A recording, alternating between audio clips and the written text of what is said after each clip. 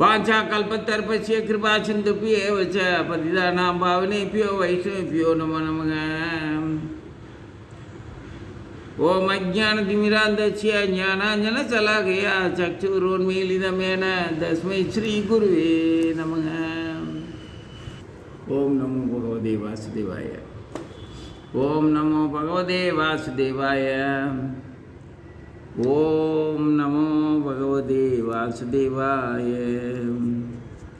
वासुदेवसुतं देवं कंसचाणूरमर्दनं देवकी परमानंदं कृष्णं वंदे जगद्गुरुं।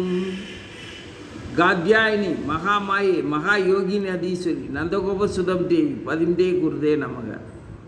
श्रीमद् பாகவதம் இரண்டாவது ஸ்கந்தம், அதில் மூன்றாவது அத்தியாயம் 10வது பதம். இந்த 10 பதமுமே, அதாவது மூன்றாவது பதத்திலிருந்து 10 பதம் வரைக்கும் ஒரேதாக தான் கொடுத்துருக்குறாங்க. ஏன்னா அதனுடைய பொருள் ஒன்றுக்கொன்று தொடர்பு உள்ளதாக தொடர்ந்து படித்தா தான் முழுமையடையும்.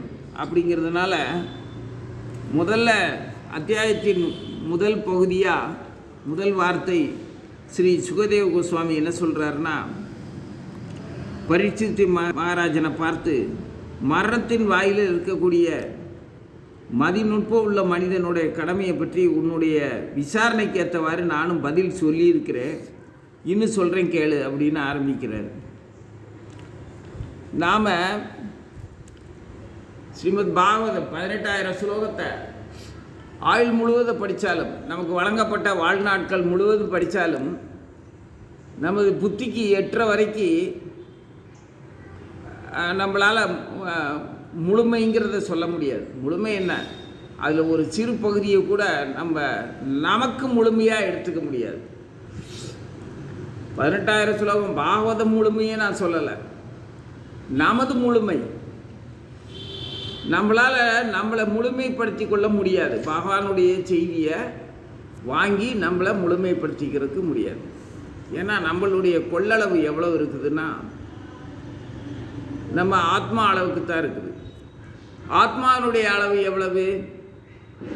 ஆத்மாவினுடைய அளவை வேத இலக்கியங்கள் குறிப்பிட்டு இருக்கிற அளவு. ஏன்னா நம்ம முன்னோர்கள் சொல்லியிருக்கிறத தவிர வேறு எந்த வழியிலையும் இல்லை நம்மளை பற்றி நாம் தெரிஞ்சுக்கிறதுக்கு. நம்மளை பற்றி நாம் தெரிஞ்சுக்கிறதுக்கு நம்மளை போன்ற மனித இனங்கள், மனித இனம் 4 லட்சம் வகையான மனித இனம்னு சொல்கிறாங்க. இந்த 4 லட்சம் மனித இனங்களில் மிக மிக சொற்பமானவர்கள் தன்னை உணரும் ஆத்மாக்களாக இருக்கிறாங்க. அதுலேயும் மிக அற்பமானவர்களாக இருக்கிறத பார்க்குறோம். இதில் அற்புதமானவர்கள் அப்படிங்கிறது நமது குருமார்கள், நமது ஆச்சாரியர்கள், சைதன்ய மகாபிரபு, கௌடிய வைஷ்ணவ பக்தர்களாக இருக்கிறவங்க. இவங்க அற்புதம். என்ன அற்புதம் அப்படின்னு சொன்னால், அவங்க முழுமைன்னு சொல்லி அற்புதம் சொல்ல, எந்த குறைவுகள் இருந்தாலும் அப்படியே ஆழ்வார்களை போல நாயன்மார்களை போல தூய பக்தர்களாக இன்றைக்கும் நம்மளோட வாழ்ந்துட்டு இருக்காங்க. அதுதான் அற்புதமான விஷயம். அவங்கெல்லாம் முழுமை பெற்றார்களா இல்லையாங்கிறத பற்றி நம்ம யோசிக்க வேண்டிய அவசியமே இல்லை. அவங்க அற்புதமானவர்கள். அற்புதங்கிறது அற்புதம்தான், அது வேறு எதோடையும் ஒப்பிட முடியாத செயல். அது நில ஒளி பூமியை தழுவுற மாதிரி. 2 ஒளியும் பூமியினுடைய ஒவ்வொரு பக்கத்துலேயும், அல்லது சில சமயங்களில் 2 ஒளிகளுமே கலந்தே கூட பூமியை நிரப்பும். இதெல்லாம் அற்புதமான விஷயங்கள். இதுக்கு மாற்று கருத்தோ விமர்சனமோ குறை நிறையோ முழுமை அப்படிங்கிறதோ இது முழுமை இல்லை அப்படிங்கிறத பற்றியோ பேசுறதுக்கு நமக்கு அருகதை இல்லை. இந்த மாதிரி அற்புதமான விஷயங்கள் எல்லாம் அற்புதமானவர்களால் ஊகித்து அறியப்படுகிற அந்த காரணத்தினால நாம் முழுமை அடையலை அப்படிங்கிறத எதை வச்சு நம்ம சொல்கிறோம் அப்படின்னா, சும்மா வெறும் தற்பெருமைக்காக நான் மிகவும் அடியேன் தாழ்ந்தவன், நான் ரொம்ப பணி உள்ளவன் அப்படின்னு நான் புத்திசாலி இல்லை, நீங்கள்லாம் பெரியவங்க அப்படின்னு புலம்பலை. உண்மையிலேயே நம்மளை பற்றி நாம் தெரிஞ்சுக்கிறதுக்கு சாதாரணமாக யோசிச்சு பாருங்கள். 7 நாளில் இறந்துருவாராம் பரீட்சித் மகாராஜா. இந்த பாரதத்தை ஆண்டவர், பாரதத்தின் சக்கரவர்த்தி பரீட்சித்து, அபிமன்யுடைய பிள்ளைவர். அபிமன்யு யார்? அர்ஜுனனுடைய பிள்ளை. அர்ஜுன யார்? பாண்டவர்களில் ஒருத்தர், யுதிஷ்டிர மகாராஜாவை தம்பி. குருஷேத்திரத்தில் யுதிஷ்டர் பாரதத்தின் அந்த அமங்கலமான துராத்மாக்களாக இருந்த நடந்துக்கிட்டவங்க அத்தனை பேரையுமே கிருஷ்ணருடைய கடவுளுடைய உதவியினால் அழிச்சிட்டு தர்மத்தை நிலைநாட்டி தர்ம ராஜ்யத்தை நடத்திட்டு இருந்தார். அவருடைய தம்பிமார்கள் அத்தனை பேருக்குமே ராஜ்ய பரிபாலனங்களில் பங்கு கொடுத்து அவங்கவுங்கள அங்கங்கே ஆள வச்சுருந்தார். அந்த மாதிரி வந்ததில் அந்த வம்சத்தில் வந்தவர் பரீட்சித் மகாராஜா. இவருடைய தாயினுடைய கருவில் இருக்கும்போதே பகவான் அவருடைய கருப்பையில் இருக்கும்போதே அவருக்கு வந்த ஆபத்து, அவரை அழிக்கிறதுக்காக வந்த ஒரு ஆபத்திலிருந்து காப்பாற்றினார். அப்போது கருவில் இருக்கிற குழந்தையாக இருக்கும்போதே இவர் இந்த பரீட்சித்து நாராயணரை தரிசனம் பண்ணிட்டார். அவர் பண்ணிட்டாருங்கிறது தரிசனம் தந்துட்டார் நம்ம பெருமாள் அவருக்கு. அப்படி ஒரு பாக்கியசாலி. நாமெல்லாம் கருவில் இருக்கும்போது எதை பார்த்தோம்னு தெரியலன்னு சொல்கிறத விட இப்போ எதை பார்த்துக்கிட்டு இருக்கிறோமோ அதைத்தான் கருவிலையும் பார்த்துருப்போம். அதுபடி தான் வாழ்ந்துக்கிட்டு இருப்போம். எதை வச்சு இப்படி சொல்கிறேன்னா, பரீட்சித்து கருவில் நாராயணரை பார்த்தாரு. இந்த இப்போ நாராயணரை பற்றி கேட்டுக்கிட்டு இருக்காரு. நாராயணரை முழுசாக தெரிஞ்சுக்கிறது வாய்ப்புக்கு வந்துட்டார். அப்போ அவர் வாழ்க்கை அப்படி இருக்கிறதுனால நம்மளும் கருவில் என்ன பார்த்தோமோ அதைத்தான் இப்போ பார்த்துக்கிட்டு இருக்கோங்கிறது நல்லா தெரியும். அதனால் நம்ம 18,000 ஸ்லோகத்தை 7 நாளில் அவர் தெரிஞ்சுக்கிறாருன்னா அவர் மட்டும் இல்லை, அங்கே இருக்கிற 60,000 ரிஷிகளும் 7 நாளில் படிச்சிடுறாங்க. படிக்கிறது மட்டும் இல்லை, புரிஞ்சிக்கிறாங்க. அதை திரும்ப மனனமாக இருந்து தன்னுடைய மாணவர்களுக்கு எடுத்து சொல்கிறாங்க. காலங்காலமாக சொல்லிக்கிட்டு இருந்திருக்கிறாங்க. வழியாக அச்சரம் பிசகாமல் ஒரு சின்ன ஹா அப்படிங்கிற அந்த உச்சரிப்பு தொனி கூட மாறாமல் அவங்க மாணவர்களுக்கு வழங்கி வந்திருக்கிறாங்க. அதுக்கப்புறம் நம்மெல்லாம் தத்திங்கிறது தெரிஞ்சு பகவான் கருணையோட வேத வியாசராக அவதரித்து வேதங்களை எல்லாம் தொகுத்து இந்த பாகவதத்தை தொகுத்து கொடுத்துருக்கிறார். இப்படி இவங்க தொகுத்து கொடுக்கல அப்படின்னா, எழுத்து வடிவத்துக்கு வரல அப்படின்னா நம்மெல்லாம் படிக்க முடியாது. நமக்கு இருக்கிற புத்திக்கு அவ்வளோதான். 7 நாளில் படிச்சுக்கிட்டதை நம்ம வாழ்நாள் முழுவதும் படிக்க முடியலங்கிறத தான் சொல்கிறேன். வாழ்நாள் முழுவதும் படிக்க முடியலன்னா படிக்காட்டி கூட பரவாயில்ல, அது முழுமையாக அடையாது. அது விட்டுருவோம். பாகவதத்தை முழுமையாக நம்ம அடைய முடியாது. நம்ம அளவுக்கு நம்ம முழுமையாக இருக்கிறோமான்னா இல்லை. ஆன்மாவுடைய அளவுப்படி பார்த்தோம்னா அவங்க சொல்லியிருக்கிற அளவு, நம்மளை போல் மனிதர்கள் சொல்கிற அளவெல்லாம் எடுத்துக்கக்கூடாது. ஏன்னா எல்லாருமே அறவேக்காடுங்க தான். அப்படி ஒன்றும் அறிவாளியாக ஒருத்தனையும் பார்க்க முடியாது. அற்புதமானவர்கள் நமக்கு வழிகாட்டி கொடுத்தபடி முன்னோர்கள் சொன்னபடி பார்த்தா ஆத்மாவனுடைய அளவு ஒரு கேசம், ஒரு முடியோட முனை, அந்த முனைங்கிற அந்த நுனிப்பகுதியை அந்த புள்ளி மாதிரி, புள்ளியை விட சின்னதுங்கிறதுனால தான் அப்படி கேசத்தினுடைய நுனின்னு சொல்லியிருக்காங்க. வேணாட்டு புள்ளி வச்சா கூட அது கூட பெருசாக தான் இருக்கும். அதனால கேசத்தினுடைய நுனின்னு சொல்லியிருக்கிறாங்க. அதில் 10,000ல் 1 பங்கு தான் ஆத்மாவினுடைய அளவுன்னு சொல்லியிருக்கிறாங்க. அப்போது 10,000 பகுதியில் 1 பகுதி நம்ம ஆன்மாவுடைய அளவு அப்படின்னா கேசத்தின் நுனினா அதுதான் உடல் முழுவதும் இவ்வளோ பெரிய ஆற்றலாக இருக்குது. தலையிலேருந்து கால் வரைக்கும் அங்கே முழுவதும் ஒவ்வொரு அணுவிலையும் பரவி இருக்கக்கூடிய இவ்வளோ பெரிய ஆற்றல். அப்போது இவ்வளவு நுண்ணிய அளவில் நம்மளால் நம்ம கண்ணாலேயே பார்க்க முடியாத அளவில் இருக்கக்கூடிய நமது ஆற்றல் எந்த அளவு இருக்குது? நம்ம உடல் முழுவதும் இருக்குது. அது மட்டுமா, என்னதான் உடல் தளர்ந்து பல்லு போய், கண்ணு போய், காது போய், கால் போய், வயிறு, குடல், குந்தாடி எல்லாமே ரிப்பேர் ஆகி ஒன்றுக்குமே லாயக்கு இல்லாமல் படுத்து கிடக்கும்போது கூட அந்த உயிருங்கிற அந்த ஆன்மாங்கிற அந்த அளவு உடலுக்குள்ளே இருந்துக்கிட்டு நம்மளை என்னெல்லாம் யோசிக்க வைக்கும், என்னெல்லாம் பார்க்கணும். நம்ம சாகும்போது தான் அதெல்லாம் தெரியும். ஆனால் சாகிறவனை பார்க்கும்போது தெரியுது. அது எவ்வளோ பெரிய ஆற்றலாக இருக்குது.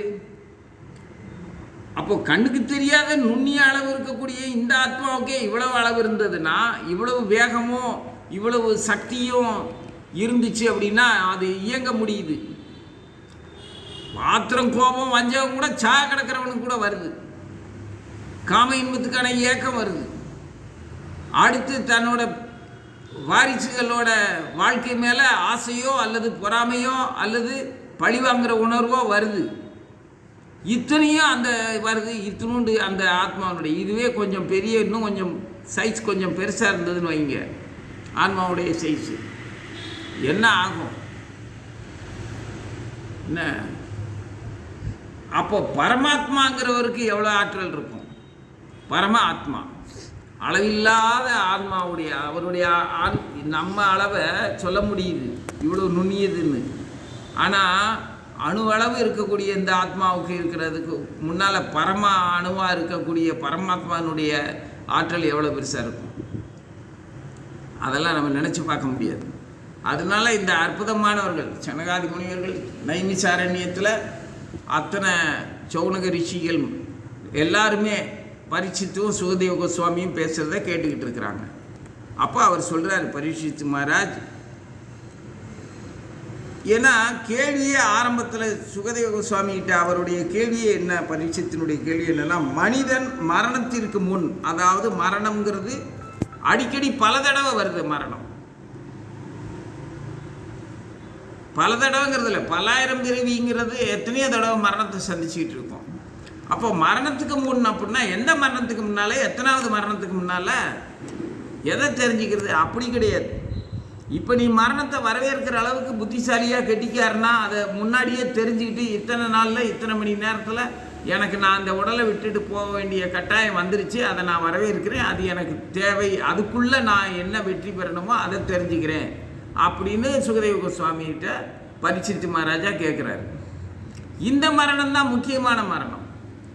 நம்ம மரணமெல்லாம் மரணத்துக்கு முன்னால் தெரிஞ்சுக்க வேண்டியது என்னங்கிறது, நம்ம மரணமே எப்போ வரும் எப்படி வரும்னு தெரியாது, எத்தனை தடவை வந்திருக்கு, இன்னும் எத்தனை தடவை வரப்போகுதுங்கிறது தெரியாது. அப்புறம் என்ன மரணத்துக்கு முன்னால் நம்ம தெரிஞ்சுக்க வேண்டியதுங்கிறத பற்றி யோசிக்கிறதுக்கு நமக்கு என்ன தகுதி இருக்குது? ஆனால் பரீட்சித்து மகாராஜாவுக்கு தகுதி இருக்குது. அவர் பகவான் கருவிலேயே பகவானால் காப்பாற்றப்பட்டவர். அவருக்கு 7 நாளில் இந்த மரண சம்பவத்தை சந்திக்க போகிறோம்னு ஒரு பிராமண சிறுவனால் அவனுக்கு அறிவுறுத்தப்படுகிறது. அந்த பரீட்சித்து மகாராஜா தன்னுடைய அந்த அறிவிப்பை கேட்டு அதற்குள் நான் வெற்றி பெற வேண்டும் என்றால், மனித பிறவியை பெற்றதன் பயனை நாம் முழுமையாக அடையணும்னா என்ன செய்யணும் அப்படின்னு நாடு ராஜ்யம் எல்லாத்தையும் திறந்துட்டு வந்துட்டார். நைமிசாரண்யத்தில் இருக்கக்கூடிய அந்த வனத்தில் இருக்கக்கூடிய அத்தனை முனிவர்களையும் தபஸ்விகளையும் சித்தர்களையும் சாரணர்களையும் எல்லாரையும் கேட்குறார். பெரிய பெரிய மகான்கள்லேருந்து சாதாரண உலகை துறந்த சராசரி ஞானி வரைக்கும் கேட்டு பார்க்குறார். உலகையும் இந்த ஜட உலகத்தை துறந்த அந்த ஞானியை நான் சராசரின்னு தான் சொல்லுவேன். அவன் பக்தன் கிடையாது. எனக்கு ஞானமெல்லாம் பிடிக்காது. ஞானம்ங்கிறது அது ரொம்ப பகவானோட போட்டி போடுற விஷயம். அது எனக்கு தெரியாது. அதனால் அது எனக்கு நான் விரும்புகிற அளவுக்கு கூட எனக்கு அறிவு கிடையாது. அப்போது அவங்கக்கிட்டேயும் கூட இந்த மகானுபாவரான அற்புதமான மனிதர், நமது பாரதத்தின் சக்கரவர்த்தி பரீட்சித்து மகாராஜா அந்த மாதிரியான ஞானிகள்கிட்ட கூட கேட்டு பார்க்குறார். மனித பிறவியினுடைய முழுமை என்ன, நான் இன்னும் 7 நாளில் போக போகிறேன், பொழுது விடிச்சு இவ்வளோ நேரமாச்சு, இப்போவே நேரம் போயிடுச்சு, என்ன செய்யறதுன்னு தெரில அப்படின்னா அவசர அவசரமாக எல்லாரும் ஒவ்வொருத்தரும் அவங்கவுங்க கருத்துக்கு, எவனாவது எனக்கு தெரியாதுன்னு சொல்கிறாங்களா? அவன் கருத்தை சொல்கிறான். தெரியாதுன்னு ஒருத்தனும் சொல்லலை அங்கே இருக்கிறவங்கள. கடைசியில் பார்த்தா இவருக்கு நம்பிக்கை வரல, யார் சொல்கிறதுலேயும் திருப்தி இல்லை, எல்லாத்துலேயுமே அது என்ன தவம் இருக்குன்னா, ஐயோ 7 நாளில் தெரிஞ்சுக்கணும்னு கேட்டால் நீ தவம் இருக்கு சொல்கிற, 10,000 வருஷமாக நீ தவம் இருந்துக்கிட்டு இருக்க, இன்னும் உனக்கே ஒன்றும் தெரியல அப்படின்ட்டு பரீட்சித்து தேடிக்கிட்டே இருக்கார். அவர் பேரே பரீட்சித்து, எல்லாத்தையும் பரீட்சை பண்ணி பார்க்கிறவர். கருவிலேயே அவர் கருவிலேருந்து பிறந்ததுலேருந்தே பரீட்சை பண்ணி பார்த்துக்கிட்டு இருக்கார். எங்கே அந்த நாராயணர், எங்கே அந்த நாராயணர், என்னை கருவில் இருக்கும்போது காப்பாற்றினானே அந்த கடவுள் எங்கே, அவர் யார், எப்படிப்பட்டவர், என்னை ஏன் காப்பாற்றினார் என் மேலே அவருக்கு அவ்வளோ பிரியம் இருக்குதுன்னா நான் அவரை நான் தெரிஞ்சு வணங்க வேண்டாமா, நன்றி சொல்ல வேண்டாமா, அவர் எங்கே அப்படின்னு தேடிக்கிட்டே இருந்ததுனால தான், பரீட்சித்து பண்ணிக்கிட்டு இருந்ததுனால தான் அவருக்கு பரீட்சித் மகாராஜான்னு பேர். அந்த மகாராஜாவுக்கு இப்போ கிடைச்ச உடனே இப்போ அவரை தன்னை தேடுறதையும் தன்னோட முழுமையை அடையிறதையும் சேர்த்து பகவானை தெரிஞ்சுக்கிறதையும் சேர்த்து பதில் தேடி அலைகிறார். இவர் மரணம் தான் மதிப்புக்குரிய மரியாதைக்குரிய மரணம். இந்த மாதிரி மரணம் நமக்கு வந்துச்சுன்னா நாமளும் கேள்வி கேட்கலாம். அந்த மாதிரி வரும்போது பார்ப்போம். இப்போதைக்கு பகவானை கேட்போம். இவர் அப்படி சுகதேவ சுவாமி கிட்ட பார்க்குறாரு. கரெக்ட், சரியாக இவர் தேடிக்கிட்டு இருக்கிற நேரத்தில் பகவானுடைய ஏற்பாட்டின்படி, காலதேவனுடைய ஏற்பாட்டின்படி வியாசருடைய பிள்ளையான இந்த சுகதேவ கோஸ்வாமி அப்போ தான் பிறந்து வெளியில் வர்றார். பிறந்த மேனியை அப்படியே வர்றார். அவர் பௌதிக மாயை ஒன்று பக்கத்தில் கூட நெருங்காதுன்னு பகவான் வாக்கு கொடுத்ததுக்கப்புறம் அந்த சுகதேவ கோஸ்வாமி வெளியில் வர்றார். தாயினுடைய கருவிலிருந்து வெளியில் வந்த உடனே முதல்ல பார்க்குற முழுமையான மனிதன் யாருன்னா, அவங்க அப்பாவை பார்க்கல, இந்த முனிவர்களை பார்க்கல, யாரையும் பார்க்கல, பரீட்சித்தை தான் பார்க்குறாரு. பரீட்சித்து மண்டிக்கிட்டு இந்த இப்போ பிறந்த அந்த சுகதேவ கோஸ்வாமி கிட்ட மண்டிக்கிட்டு மனப்பூர்வமாக கேள்வியை கேட்குறார். 2 பேருக்கும் அவ்வளோ பொருந்திருச்சு. பார்த்தவுடன் இவர் கேட்கிறதும் அவர் சொல்கிறதும். அவர் தான் சொல்கிறார். ஸ்ரீ சுகதேவ கோஸ்வாமி கூறினார், பரீட்சித்து மகாராஜனே, மரணத்தின் வாயிலில் உள்ள மதிநுட்பம் உள்ள மனிதனின் கடமையை பற்றி உமது விசாரணைக்கு ஏற்றவாறு நானும் பதில் கூறியிருக்கின்றேன். இதுக்கு முன்னால் நிறையா சொல்லியிருக்கிறாங்க, 2 பேரும் பேசியிருக்கிறாங்க. இது முதல் சுலோகம். அடுத்து 2வதுலேருந்து 7 சுலோகங்கள் மொத்தமாகவே வருது. அதனால நம்ம அந்த 7 சுலோகங்களையும் கடந்து 8, 9ஐயும் கடந்து ஒரு ராஜ்யத்தையோ அல்லது ஒரு சாம்ராஜ்யத்தையோ ஆள விரும்புகிறவன், தன்னுடைய உடல் இன்ப உலகியல் வாழ்க்கையை வாழ விரும்புகிறவன் யாரெல்லாம் எப்படியெல்லாம் நடந்துக்கணும், எப்படியெல்லாம் வணங்கணும், எந்தெந்த தெய்வங்களை வணங்கணும், தனது புலனையும் புத்தியையும் எப்படி வச்சுக்கணுங்கிறத பற்றி தான் அவர் இதில் சொல்லியிருக்கிறார்.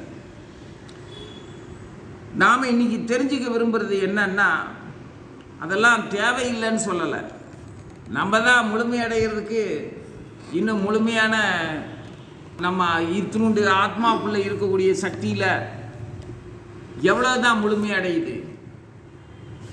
அதில் நமக்கு தேவைன்னு சொல்லி தேவையில்லாத குப்பைகளெல்லாம் வச்சுருக்கமே அந்த ஆத்மாங்கிற பெட்டகத்துக்குள்ளே, ஆசை, பயம், கோபம், என்னென்னவோ வச்சுருக்கமே, இதெல்லாம் இடம் போக இத்தினூண்டு பகவத் செய்தியும் வச்சுருக்குறோம். அப்படின்னா அது எப்படி? இருக்கிற இடமே இத்தினூண்டு, அதுலேயும் இவ்வளவு தான் வச்சுருக்குறோம். அப்போது அதனால் நம்மகிட்ட இருக்கிற அந்த விஷயங்கள்லாம் எப்படி உலகியல் வாழ்க்கையை அனுபவிக்கலாம் அப்படிங்கிறத, எப்படி நேர்மையாக இருக்கலாங்கிறத பற்றி சொன்னதெல்லாம் கடந்து, அதாவது அதை படிக்கலாம், இன்னொரு தடவை தெரிஞ்சுக்கலாம். இன்றைக்கி தெரிஞ்சுக்கிறதுக்கு இந்த 10வது பதத்துக்கு வந்துட்டோம்.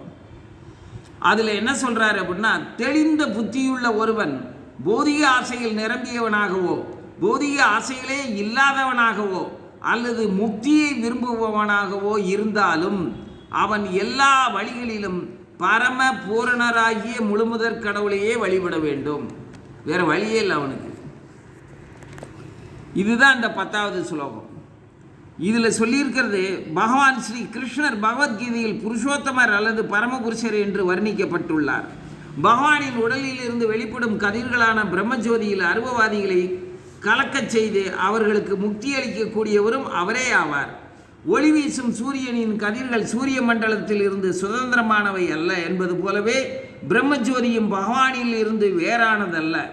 எனவே இங்கு ஸ்ரீமத் பாகவதத்தில் சிபாரிசு செய்யப்பட்டிருப்பது போல் பரமரான அருவ பிரம்மஜோதியில் 2 கலக்க ஆசைப்படுபவனும் கூட பக்தி யோகத்தின் மூலமாக பகவானையே வழிபட வேண்டும்.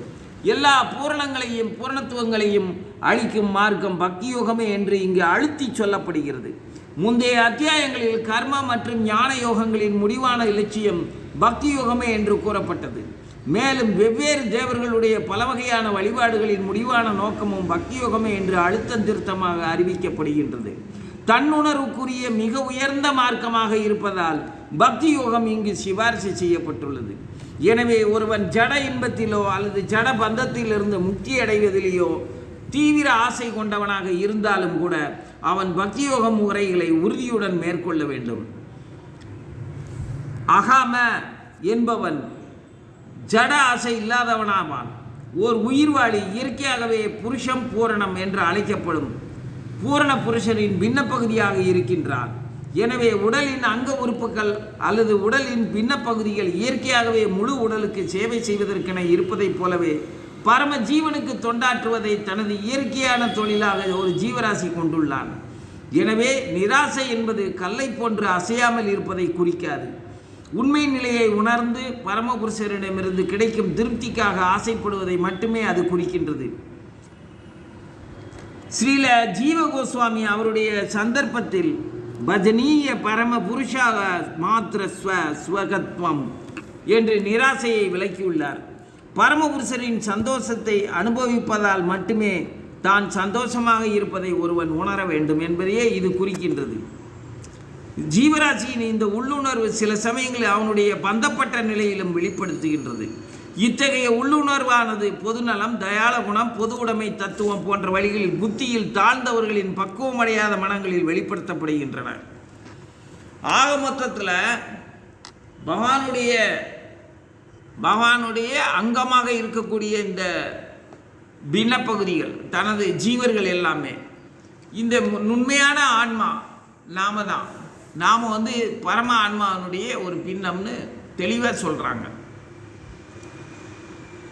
அப்போது அங்கம் எப்போவுமே முழுமைக்கு சொந்தம். உன்னுடைய கை உனக்குத்தான் சொந்தம், உன்னுடைய கால்கள் உனக்குத்தான் சொந்தம், உன்னுடைய உடலில் இருக்கக்கூடிய அத்தனை உறுப்புகளும் உனக்கு சொந்தம். எந்த வகையில் சொந்தம்? உனக்கு சேவை செய்வதற்காக அது வழங்கப்பட்டு இருக்கிறது. அதை நீ பராமரித்து அதன் மூலமாக உன்னுடைய மனதையும் புலன்களையும் திருப்திப்படுத்திக்கலாம். அப்போது மகிழ்ச்சியை தேடுறதுக்காக உனக்கு வழங்கப்பட்ட இந்த உடல் உறுப்புகள் ஒன்றை மகிழ்ச்சியாக வச்சுக்கிறதுக்காக அந்த உறுப்புகளை நீ எப்படி பராமரித்து பாதுகாத்து அதன் மூலமாக நீ மகிழ்ச்சியை அடைய முடியுமோ, அடைய வேண்டுமோ, அதே மாதிரி ஆன்மாவாகிய நீ இறைவனின் பரம ஆன்மாவுடைய அங்கமாக இருக்கும்போது அவருடைய மகிழ்ச்சிக்காக, அவருடைய பராமரிப்பின் கீழே இருந்து அவருடைய மகிழ்ச்சிக்காக செயல்பட வேண்டியது உன்னுடைய இயல்பான நிலையே அதுவாக இருக்கு. எப்படி உன்னுடைய கைகால்கள், உன்னுடைய உடல் உறுப்புகள் உனக்கு சேவை செய்ய உன்னால் பராமரிக்கப்பட வேண்டிய நிலைமையில் இருக்கிற மாதிரியே இயற்கையாகவே ஆன்மா பரம ஆன்மாவுக்கு தொண்டாற்ற வேண்டியது அதனுடைய இயல்பும் கடமையும் ஆயிடுச்சு. இதை தெளிவாக ஒருத்தர் மதிநுட்பம் உள்ளவன் புரிஞ்சுக்கணும். இதைத்தான் அவர் சுலபத்தில் என்ன சொல்கிறாரு, நீ ஆசைப்படுறவனா இருந்தாலும் சரி, ஆசையே இல்லாதவனா, அதாவது ஆசை எனக்கு வேண்டாம் இல்லாதவனா இருக்க முடியாது.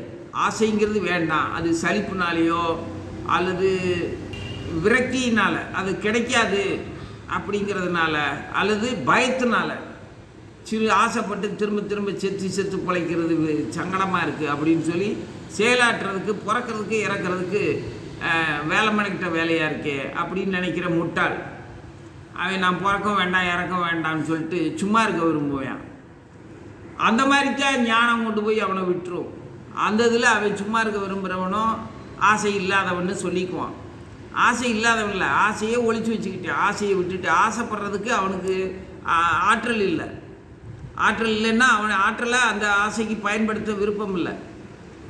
எத்தனை தடவை தான் பிறக்க, எத்தனை தடவை இறக்க, எத்தனை தடவை தான் சின்ன பிள்ளையாக இருக்க, அப்புறம் வாலிப விவரம் தெரிஞ்சு நான் புரிஞ்சு சந்தோஷமாக ஆகிறதுக்குள்ளே எத்தனை எதிரிகளையும் இப்போ விரக்தியானவர்களையும் ஏமாற்றுக்காரர்களையும் சந்தித்து அதுக்குள்ளே கிழவனாகி திரும்ப செத்து போகணும், திரும்ப வந்து பிறக்கணும், வேறு வேலை இல்லையா, வேண்டாம் அப்படின்னு சொல்கிறவன் இவன் ஆசை இல்லாதவன் எப்படி சொல்லுவேன்?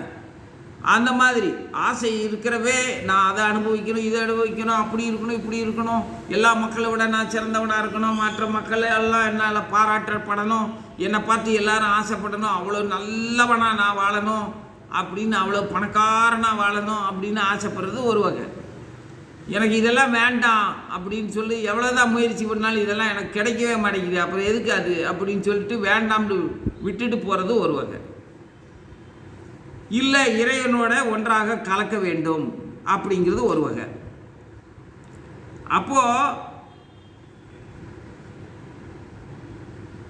முக்தி அப்படிங்கிற விரும்புகிற ஞான மார்க்கத்தில் நல்ல தெளிவாக தெரிஞ்சு இந்த பிறப்பு இறப்புக்கும் ஆசைகளுக்கும் அப்பாற்பட்டு இருக்கிறவனா வாழக்கூடியது இறைவனோட கலக்கணும்னு விரும்புகிறவன், பிரம்மஜோதிகளை கலக்கணும். அதையும் கண்டிச்சிருக்காங்க. பக்தி பண்ணுறதை தவிர வேறு இந்த முக்தியை, இந்த ஆசையை நிறைவேற்றிக்கிறது அல்லது ஆசையை விட்டுட்டு ஒதுக்கி போய் இருக்கிறது எதையுமே முழுமையான அறிவுள்ளவன் செய்கிற வேலையாக எல்லாரும் அங்கீகரிக்கலை. பக்தி யோகத்தை மட்டும்தான் அங்கீகரிக்கிறாங்க. ஏன்னா அன்பு ஒன்று தான் உனக்கு எல்லாத்தையும் தரும்.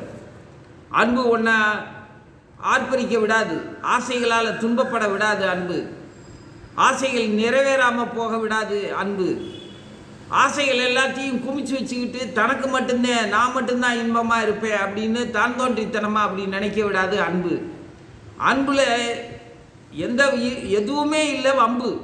அதுதான் தூய்மையான அன்பு. அந்த ஆன்மாவுடைய அன்பு, பரமாத்மாவுடைய அன்பு அப்படிங்கிறது பக்தி யோகத்தோட அடிப்படையிலிருந்து ஆரம்பமாகுது. நீ உண்மையில ஆசைப்படு. உன்னுடைய புலன்களைப் போலவே மற்றவர்களுடைய புலன்கள், அவங்களுடைய மனங்கள், அவங்களுடைய நோக்கம் எல்லாத்தையுமே நேர்மையாக புரிஞ்சுக்கிட்டேன்னா உனக்கு உண்மையான அன்பு இருக்குதுன்னு அர்த்தம். இந்த உண்மையான அன்பில் வாழ்ந்துக்கிட்டு இருக்கிறவங்களுக்கு எந்த ஒரு வம்பும் பிரச்சனையுமே வராது. அதைத்தான் பக்தி யோகம்னு சொல்லி அறிவுறுத்துகிறாங்க. இந்த பக்தி யோகத்தை தவிர மற்ற எந்த புத்தி யோகமாக இருந்தாலும் சரி, ஞான யோகம், கர்ம யோகம், அதெல்லாம் பக்தி யோகத்துக்குள்ளே அடங்கிடும். பக்தி யோகம் இருந்துச்சுன்னா போதும் அப்படிங்கிறது தான் வலியுறுத்தப்படுது. இப்போது ஒருத்தனுடைய ரகசியம் என்னன்னா, நீ மற்ற உயிர்களையோ உன்னோட இன்பத்துக்கோ, உன்னோட கௌரவத்துக்கோ, உன்னுடைய மனசுக்கு, உன்னுடைய உடல் இயக்கத்திற்கு, உனக்கு இந்த பிரபஞ்ச இயற்கையில் நீ எடுத்து அனுபவிக்கிறது அல்லது இயற்கைக்கு நீ வழங்குறது எல்லாத்துக்குமே தொந்தரவாக ரொம்ப இழிவான சின்ன புத்தியில், மந்த புத்தியில் இருக்கிறவங்கள பற்றியெல்லாம் யோசிக்காமல், யாரையும் உன்னோட ஒப்பிட்டு பார்க்காமல், உன்னை நீ பகவானுடைய அங்கமாக மட்டுமே யோசிச்சு, இது முக்கியமான விஷயம். பாவதம் படிக்கிறதுனுடைய சாராம்சத்தில் எனக்கு தெரிஞ்சதை நான் வலியுறுத்தி சொல்கிறேன். என்னுடைய குரு மேலே இருக்கிற நம்பிக்கையில், எனக்கு தெரிஞ்ச அறிவு மேலே இருக்கிற நம்பிக்கையில் வலியுறுத்தி சொல்கிறேன். உனக்கான துயரம் தரக்கூடிய, உன்னை தாழ்வு மனப்பான்மைக்கு கொண்டு போகக்கூடிய எந்த ஒரு உணர்ச்சிகளுக்கும், எதிர்மறை எண்ணங்களுக்கும் இடம் கொடுக்காமல், அதோட உன்னை ஒப்பிடாமல், உன்னை போல ஆத்மா தான் இங்கே இருக்கிற எல்லாமே. அதனால தான் இதை நான் வலியுறுத்தி சொல்கிறேன். நம்மளை போல ஆன்மா தான் இங்கே இருக்கிற எல்லாருமே. ஆனால் ஆன்ம நிலையில் இருக்கிற உனக்கும் அவர்களுக்கும் மாபெரும் வேறுபாடு இருக்கு. நீ யோசிக்கிற மாதிரி கிருஷ்ணரையோ உன்னையவோ யோசிக்கிறவங்க கூட உன் கூட நிற்க முடியாது. ஏன்னா நீ கிருஷ்ணரை எந்த மாதிரி நினைக்கிறேன்னு உனக்கு மட்டும்தான் தெரியும். உன்னால நீ அந்த பரமாத்மாவான பரமபுருஷ பகவானை எந்த அளவுக்கு நீ நேசிக்கிறங்கிறது உனக்கு தெரியும், உன்னுடைய பகவானுக்கு தெரியும். இதை நீ எந்த ஆன்மாவோடையும் நீ ஒப்பிட்டு பார்க்க வேண்டிய அவசியமே இல்லை. நான் அவன் கூட இருக்கிறானா குறையா இருக்கிறானா அக்கம் பக்கம் திரும்பி பார்க்காம யோசிச்சுப்பார்.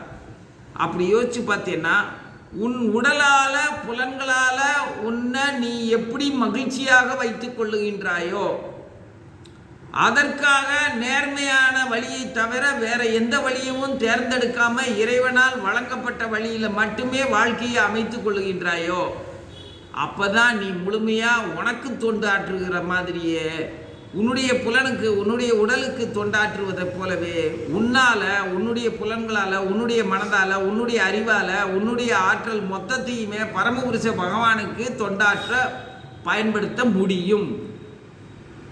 இதுதான் பக்தி யோகத்தினுடைய சூத்திரம். உன்னை நீயே நேர்மையாகவும் மகிழ்ச்சியாகவும் பலமாகவும் வளமாகவும் வைத்துக்கொள்ள முடியலன்னா நீ எப்படி பரமபுருஷ பகவானுக்கு தொண்டாற்றுவாய்?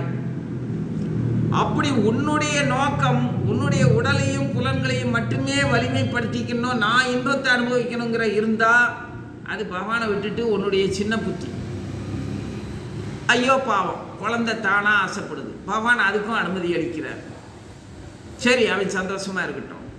அவன் நேர்மையான வழியில் தன்னுடைய உடல் பலத்தையும் புலன் பலத்தையும் வச்சு தீர்க்கமாக சௌக்கியமாக ஆனந்தமாக வாழணும்னு ஆசைப்படுறான். நியாயம்தான், இருந்துட்டு போட்டோம் அப்படின்ற. அடுத்து அப்படிலாம் எனக்கு ஒன்றும் ஆசை இல்லை, நான் என்னை பற்றி தெரிஞ்சுக்கிட்டேன். இது எவ்வளோ அனுபவிச்சாலும் இது முடிவுக்கு வரப்போகிறதில்ல. அதை நான் வெறுக்கவும் இல்லை, விரும்பவும் இல்லை. அது ஒரு பக்கம் இருக்கட்டும். நீங்கள் வழங்கின வழியில் நானும் என்னை மகிழ்ச்சியாக வச்சுக்கிறேன். எனக்கு என்னோடய மகிழ்ச்சியே உங்களை மகிழ்ச்சிப்படுத்துறதுல தான் எனக்கு பேரானந்தம்.